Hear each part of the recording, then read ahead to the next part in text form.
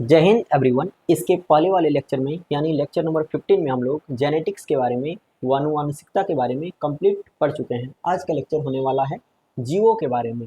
तो जीव को हम लोग दो भाग में बांटते हैं, एक होता है सजीव, एक होता है स्वयंपोषी और एक होता है परपोषी।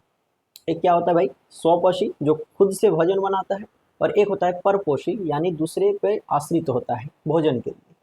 तो इसको कितने जीवों को कितने कैटेगरी में बांटा गया है? तो दो कैटेगरी में। पहला है आपका स्वपोषी, इसको बोलते हैं ऑटोट्रॉपिक।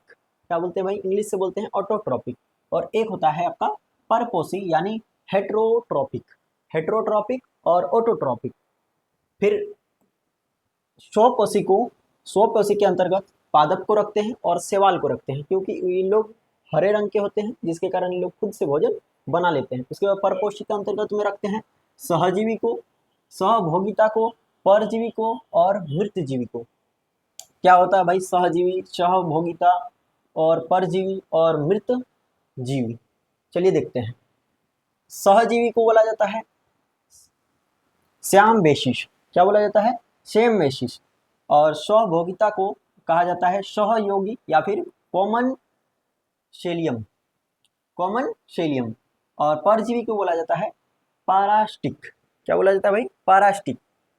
उसी तरह मृत पोषीय जीव को बोला जाता है सेप्रोपैटिक। क्या बोला जाता है? सेप्रोपैटिक। चलिए, इसके अंतर्गत हम लोग सहजीवी के अंतर्गत कवक को रखते हैं, और किसको रखते हैं? शैवाल को रखते हैं। भैंस, कौवा ये सब हो जाता है।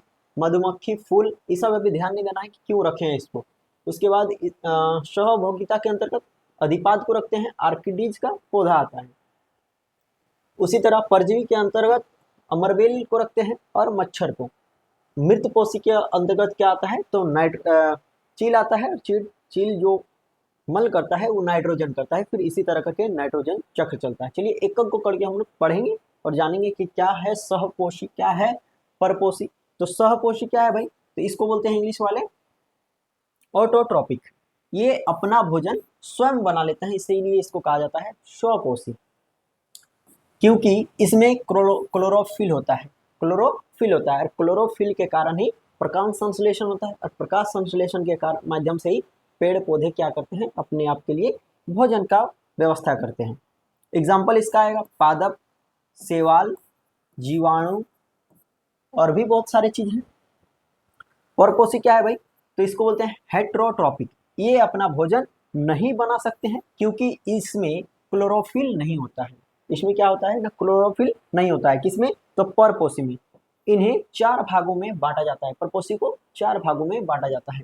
पहला आपका आ जाता है सहजीवी। पहला क्या आता है? सहजीवी। इसमें दोनों जीव को परस्पर लाभ होता है। दोनों जीव को एक ही तरह से लाभ होता है। जैसे कि हो गया कवक और शैवाल, कवक और शैवाल। दूसरा हो गया गाय और कौवा। दोनों एक दूसरे से किस तरह परस्पर है भाई? तो गाय के ऊपर गाय का ऊपर जो मल वगैरह निकलता है ना, उसको कौवा खा जाती है। तो दोनों एक दूसरे पे आश्रित हैं। उसी तरह मधुमक्खी, फूल और बतख और मछली। बतख को मछली खाती है। दोनों आश्रित हैं। चलो, अब आ जाता है सहभोगी। इसमें किसी एक को लाभ होता है और दूसरे को क्या होता है? कोई फर्क नहीं पड़ता है। किसमें? तो सहभोगी में। इसमें हम लोग रखते हैं आर्किडीज का पौधा को। उसी तरह आता है आपका परजीवी। क्या आता है भाई? परजीवी। यह जिस जीव पर उगते हैं उसी को क्या करते हैं? क्षति पहुंचाते हैं।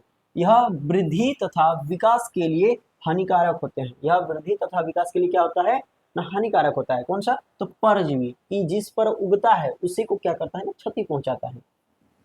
जैसे हो गया खटमल, खट में रहता है, खट में हम लोग रहते हैं तो हम लोग को ही काटता है।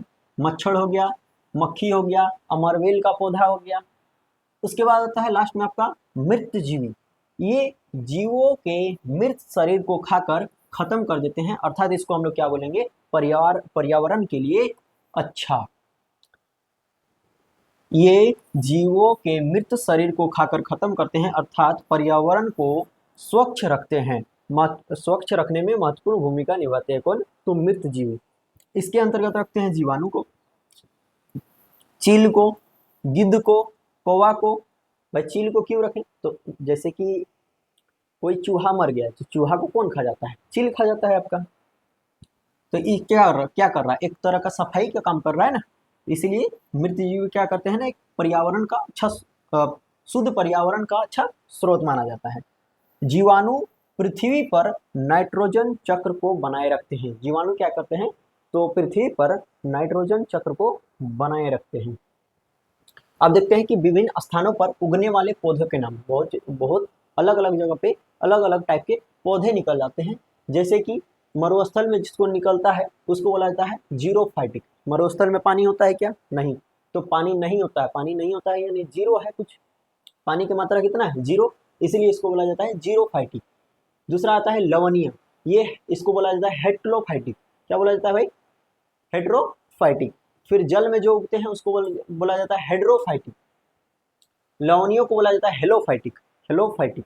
और जल जल अब पानी आ गया तो पानी को क्या हाइड्रोजन और ऑक्सीजन मिला के पानी बनता है ना, तो जल को बोला जाता है, मतलब जल में जो उगते हैं उसको बोला जाता है हाइड्रोफाइटिक।